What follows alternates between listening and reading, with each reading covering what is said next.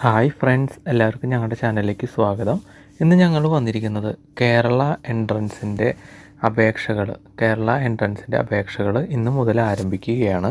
അപ്പോൾ കുട്ടികൾ എൻട്രൻസിന് വേണ്ടി രജിസ്റ്റർ ചെയ്യാനുള്ളവർ ഒട്ടും സമയം കളയാതെ ഇത് ചെയ്യാനുള്ള കാര്യങ്ങളിലേക്ക് കടക്കുക. ഇതോടൊപ്പം തന്നെ ഓർമ്മിപ്പിക്കുന്നു.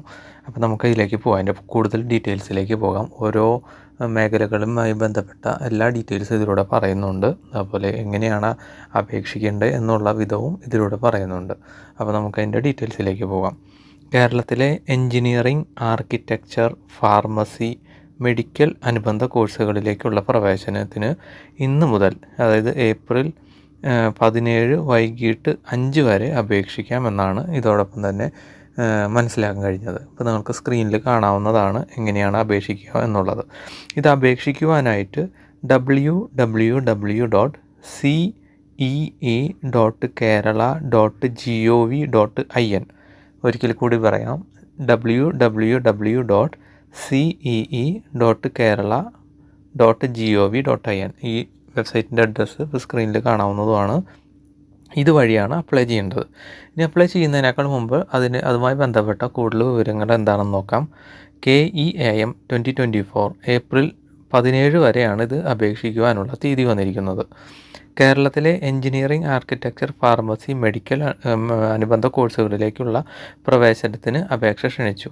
2024 മാർച്ച് 27 മുതൽ ഏപ്രിൽ 17 വൈകുന്നേരം 5 മണി വരെ ഓൺലൈനായി അപേക്ഷ സമർപ്പിക്കാവുന്നതാണ്.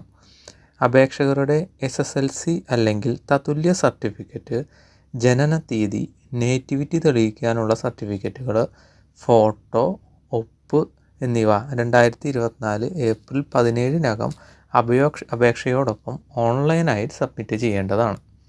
വിവിധ യോഗ്യതകൾ തെളിയിക്കുന്ന സർട്ടിഫിക്കറ്റുകൾ, മറ്റ് അനുബന്ധ രേഖകൾ എന്നിവ അപ്ഡേറ്റ് ചെയ്യുന്നതിന് 2024 ഏപ്രിൽ 24 വൈകുന്നേരം 5 മണി വരെ അവസരം ഉണ്ടായിരിക്കുന്നതാണ്.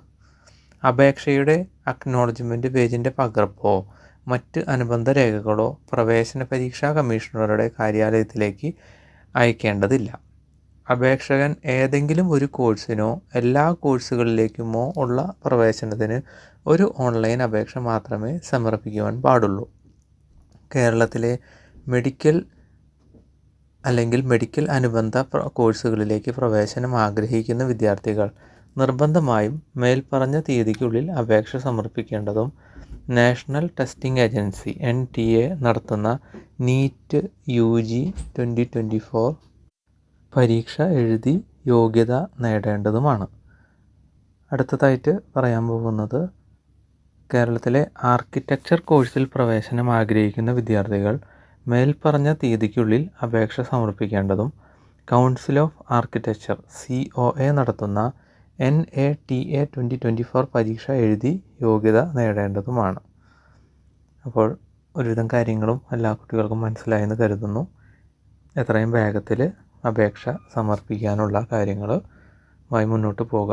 നല്ലൊരു വിജയാശംസകൾ എല്ലാവർക്കും നേരുന്നു.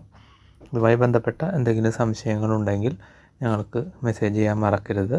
നിങ്ങളിപ്പോൾ ഈ ന്യൂസ് കാര്യങ്ങളൊക്കെ കണ്ടുകൊണ്ടിരിക്കുന്നത് ഞങ്ങളുടെ ചാനൽ സബ്സ്ക്രൈബ് ചെയ്യാതെയാണെങ്കിൽ സബ്സ്ക്രൈബ് ചെയ്യാൻ മറക്കരുത്. എങ്കിലേ ഇതുപോലെയുള്ള പുതിയ അപ്ഡേറ്റ്സുകൾ വരുമ്പോൾ നിങ്ങളെ അറിയിക്കാൻ സാധിക്കുള്ളൂ. അതുപോലെ വീഡിയോ ഇഷ്ടപ്പെട്ടാൽ ലൈക്ക് ചെയ്യുക. ഒത്തിരി പേര് ഇതൊന്നും അറിയാണ്ടിരിക്കുന്നുണ്ടാവും. അപ്പോൾ അവരിലേക്ക് എത്തിക്കുവാനായിട്ട് ഷെയർ ചെയ്യാനും മറക്കരുത്. എങ്കിൽ നമുക്ക് മറ്റൊരു വീഡിയോയിൽ കാണാം. ബായ്.